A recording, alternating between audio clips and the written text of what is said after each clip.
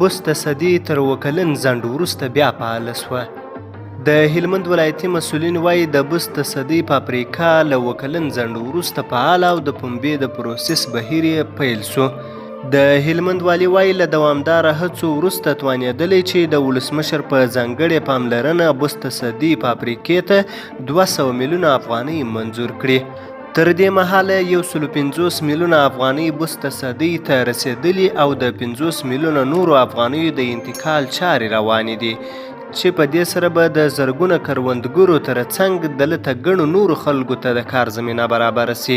د هلمند والي محمد یاسین خان وایي سږ کال به د دې فابریکې لپاره 4000 ټنه پنبه وپېرل سي چې تر اوسه یې 800 ټنه پېرل سوي او د دې تر پروسس وروسته به مالوچ، غوړي، صابون، کنجاره، لنتر، پنبه او پوستک تولید کړي.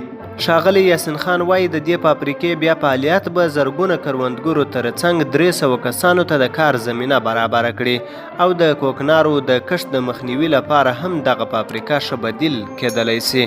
د بست صدۍ فابریکې بیا فعالیت به پر ډیرو اقتصادي برخو مثبت اغیز ولري. معلوماتو روښانه کړي چې د بست صدۍ فابریکه د 3000 ټنه پنبې د پروسس وړتیا لري، خو د امکاناتو د نشتوالي له امله یا د فابریکه له 7 کلونو راهیسې له تولیده غورځېدلې ده.